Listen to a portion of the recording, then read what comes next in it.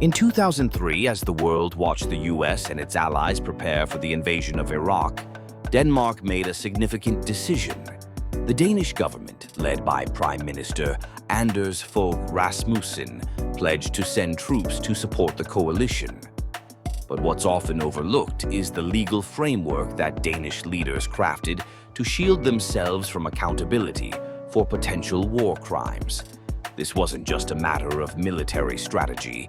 It was a calculated move to ensure immunity for those in power. The justification for the Iraq War was built on shaky ground, claims of weapons of mass destruction, links to terrorism, and a narrative of liberation. Yet, as we now know, these justifications were largely fabricated. The Danish government, like others, bought into this narrative, but they also took steps to protect themselves from the fallout. By securing legal immunity, they effectively insulated their leaders from the consequences of their decisions, regardless of the outcomes on the ground. This pattern isn't unique to Denmark. The United States and the United Kingdom also crafted similar legal protections for their leaders. The concept of immunity has become a global phenomenon where powerful figures operate with a sense of invulnerability. This raises critical questions about accountability. When leaders can act without fear of repercussions, what does that mean for justice? What does it mean for the families of those affected by war? The silence surrounding these issues is deafening. In Denmark, the public has largely accepted the narrative fed to them, while the leaders who made these decisions continue to walk free. This isn't just a Danish problem. It's a global issue. The lack of accountability for political leaders creates a dangerous precedent. It fosters an environment where decisions can be made without moral consideration, where the cost of war is borne by the innocent, while those in power evade responsibility. The consequences of this system are profound. We see the ripple effects in the lives of countless individuals, civilians caught in conflict, soldiers sent to fight, and families torn apart. The cost of silence is high, and it perpetuates a cycle of impunity. As we reflect on Denmark's involvement in Iraq, we must recognize that this is part of a broader pattern. The immunity granted to political leaders is not just a legal loophole.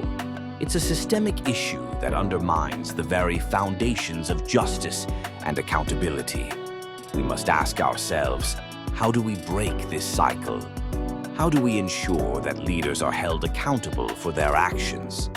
The answer lies in demanding transparency and fostering a culture where accountability is prioritized over immunity.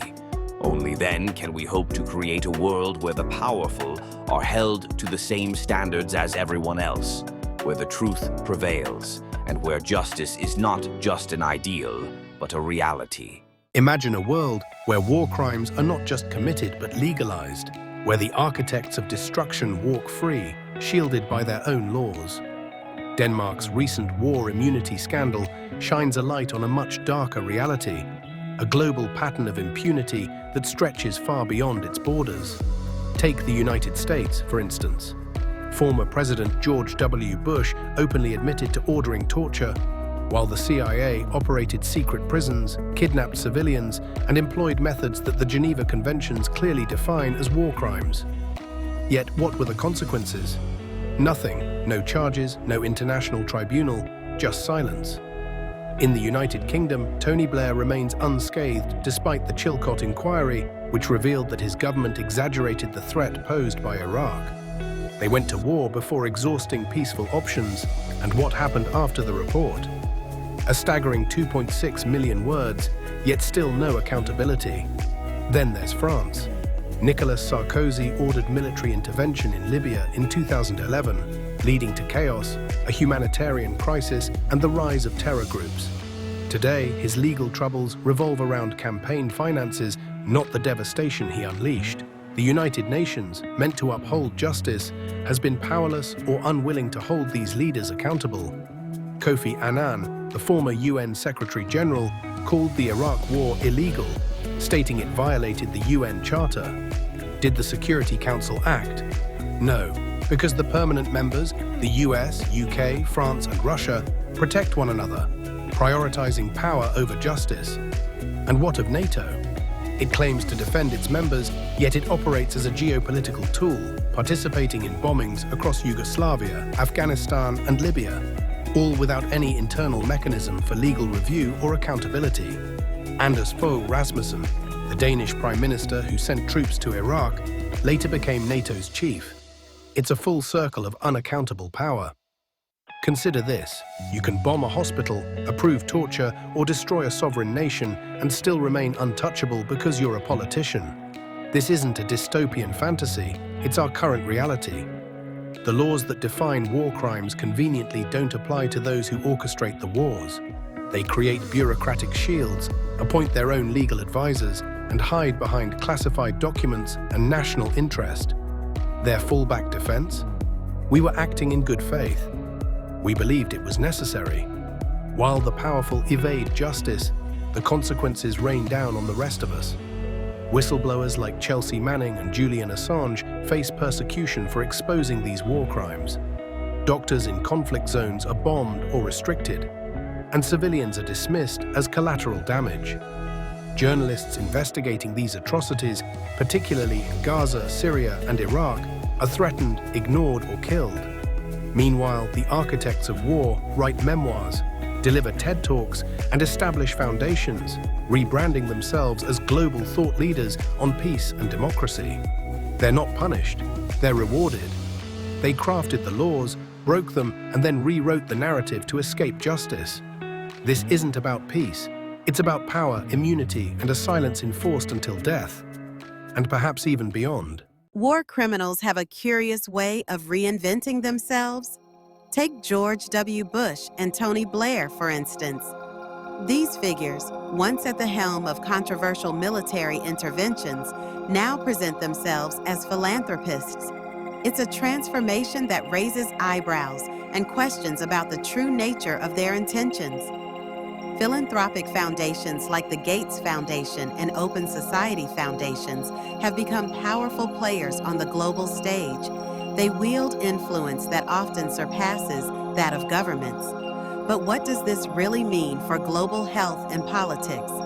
It's a power filter, a way to shape narratives and control resources under the guise of altruism. When you dig deeper, it becomes clear that these foundations are not just about charity. They're about maintaining a certain status quo. Since 2020, we've seen a disturbing shift towards what can be described as biopolitical warfare. Pharmaceutical companies, once held accountable for their actions, now operate with a level of legal immunity that's unprecedented. This isn't just about vaccines or public health.